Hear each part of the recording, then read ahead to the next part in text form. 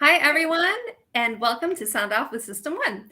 I'm your host, Karen Callahan. System One is a leading provider of specialized, highly technical outsourced services and workforce solutions to critical infrastructure, technology, life sciences, and government sectors, putting more than 11,000 employees, contractors, and consultants to work in the US, Canada, and the United Kingdom daily.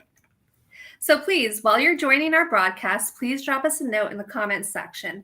Let us know where you're joining us from and what industry you're in. We have Ali Moen and Rich Weed there, dropping everyone's contact information in there as well. So feel free to connect with any of us as we all enjoy growing our networks. Today, I am here with Todd Sullivan, Vice President of Transit here at System One. From IT to infrastructure, commissioning to quality, his team is working at the intersection of technology and engineering, providing complete transit workforce solutions. So hello, Todd. Thank you Hello. so much for joining our broadcast today. Hey, Karen, how are you? Pleasure to be here. Glad to be invited. Thank you so much. So let's start off with you just introducing yourself. Okay. Well, my name is Todd Sullivan. I'm the vice president of our transit group. I'm married. I have two children, one in Florida State and the other at USC. I've been in the staffing industry about 24 years and transit about 23. I actually started in staffing in the government vehicle world, and that transitioned to New York City Transit. My first project was actually the R160 out of New York. So it's a long time ago. And that transition was a technology transition that brought the defense and vehicle communication software into the transit industry. That wasn't too long ago. We're about the same age. Well, Todd, I say this at least at the beginning of every broadcast about System One's outsourced services and workforce solutions to our key specialty areas, one being critical infrastructure. So, Todd, as a leader of one of our key critical infrastructure teams, how does System One support transit organizations with workforce solutions? Well, to start, before we get into workforce solutions, talk a little bit about kind of areas that we service, because I think that's important. Critical infrastructure is a very big word that encompasses a whole bunch of things. Our main area of focus is rolling stock, which is really the forefront. Rolling stock is the vehicles themselves, right? And then you have signaling, testing, commissioning, field service, which is all operations around the trains. We work specifically, for the most part, in rail car manufacturing, rail service, and some track and infrastructure work, and then obviously a lot in critical systems for safety, anything from engineering, critical safety, supplier logistics, supply chain, test and maintenance. Pretty much, if you're riding on a train from San Diego to Maine and Montreal to Vancouver in North America, System One's had somebody working on one of those vehicles. So how that supports managed staffing programs is we exercise a blended model. And what that blended model looks like is an MSP program, which is a managed staffing program, and an RPO, which is recruiting outsourced partner. So that what that means is we do both temporary and perm placement for our customers, sort of as a turnkey solution. In a lot of cases, in our big enterprise customers, we're on site at those locations, managing every step of the process, whether it be temp labor, whether it be professional, whatever the case may be. We're handling their workforce all the way from project management down to college recruitment and college support for the new youth that's coming into the industry. That's amazing. So that does sound like turnkey. So you had mentioned managed staffing programs. Yes. How does that delivery model work? For the layman, people like me. So we're an extension of our customers' HR department and recruiting department. So we operate synonymous with them. The backbone to that program, no matter how you start it, is just simply recruiting. And our recruiting team, I can't take any of the credit for what we're doing. The recruiting team are the people that are in the trenches right now. My team is out there, working very, very hard to drive talent in the door. And that's the backbone. The rest of those are extra items like managing the flow of how work happens. And we're going to talk a little bit more throughout the session of speed to hire, because I think that's really important. And being able to move quickly and cut out the steps in the process that make things move very fast. That's sort of the backbone of why do a process like this, because we need to be fast, we need to be integrated, and we need to move quickly. You literally just mentioned speed to hire. Can you explain that more? Sure. So this market today is I've heard people use words like war on talent. Mm-hmm. Be there quick, be there fast. Speed to hire is just that. How fast can we get from the point that we identify a candidate till that candidate is on board? And that's really the nuts and bolts of the process. That's where kind of the rubber meets the road, right? Mm-hmm. Who's first to get who's there to get the best talent, and who's there to get the talent first. And I think that's really sort of our strength, right? Our recruiting team is focused only on transit. So they have their finger on the pulse of what's happening in the market. Layoffs and hires are, movement in the market is important. So having that finger on the pulse and being a specialist in just transit recruiting, and that's all they do, I think that really gives us that speed to hire efficiency. They're building networks now while we're talking right now. They're on the phone talking to hundreds of candidates, for the next job that we don't even have yet. So speed to hire and being proactive and positive is really what drives the whole network. I don't know if I missed this or not, but because we did speak about managed staffing program and how the model works. Yeah.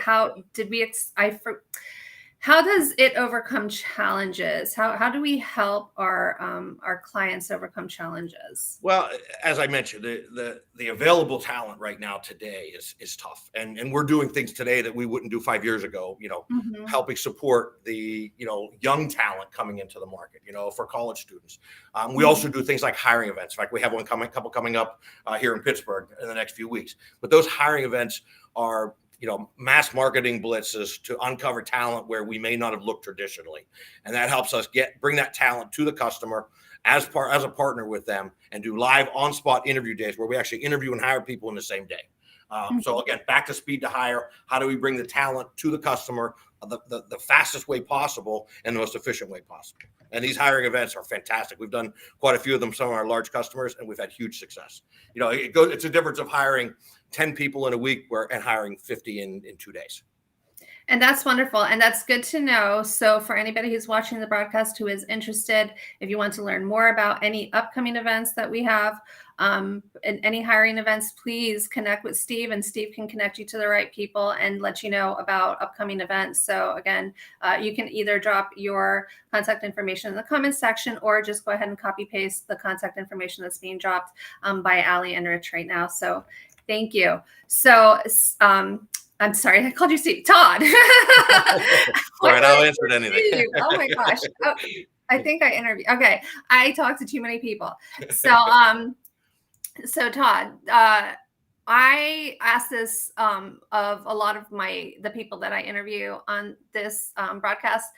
And it's kind of hard because who can really predict the future? But if I had a crystal ball and you had a crystal ball, what do you feel the future holds for System 1's transit team? Well, it's funny. If you look at the future, sometimes I look at the past, right? If you look at rail and transit in over the history, I mean, the railroad industry was basically the founder of the Industrial Revolution. When you look at the Rockefellers and the Carnegies, that's what founded the heavy manufacturing in this country, which made us able to work globally or across North America and really expanded that. And now today, System 1 is staffing the first high-speed rail project in the United States. So that's kind of where we've been and where we've gone, and it's exciting.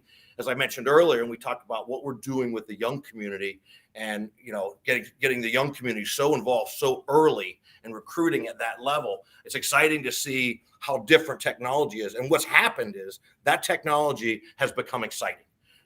Rail technology used to not be exciting, and the people, you look at the driverless vehicles, and you look at all the exciting new technologies come with some of the safety protocols and what's happening in the industry now. It's now relevant and exciting for these young people, and they're excited to be part of something that is new and different. And to me, that's the future. The future is the youth, and the future is the technology that's exciting to get them there.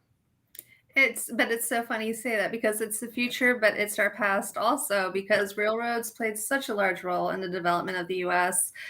Since the Industrial Revolution, and it's really connected areas across across this continent, and allowed for long distance travel. And then even with the children, I recall my children when they were young watching Thomas the Tank Engine, and I remember you went. So it's something that's vital to our critical infrastructure. It's America. It's something that just continues to evolve. And right now in my head, I'm seeing Back to the Future trilogy, like the third one where the train actually time travels. So maybe that's part of the future too. Who knows, right? I don't know about that. It would be interesting to see, though. Oh, I can't make any promises. I cannot be speaking on behalf of System One about time traveling trains. However, Todd does have a lot of stuff coming up in the future for hiring events, etc. So please connect with him. Again, all that information is being dropped in our comment section. And Todd, do you have anything else to add? I don't think so. There's a whole bunch. I could talk for hours, but I don't think we have that much time. So I'll leave it at that. It's okay. So that, my friends, is all we have for this week. So Todd, I really honestly appreciate the time that you've spent with us today. So thank you for agreeing to come on and speak to your industry. Thank you much for having us. And you guys are doing great work over marketing. So appreciate all the great opportunities. Thank you so much. So everyone, that concludes today's broadcast. We will see you next Thursday, next week. My intelligent, brilliant, wonderful colleague and friend, Ali Moen, she will be hosting our Sound Off for job seekers interview tips. And this one will focus on how to prepare questions for interview questions on overcoming challenges. So we will see you next week, 2 p.m. Eastern Standard Time here on LinkedIn and YouTube. We'll see you then.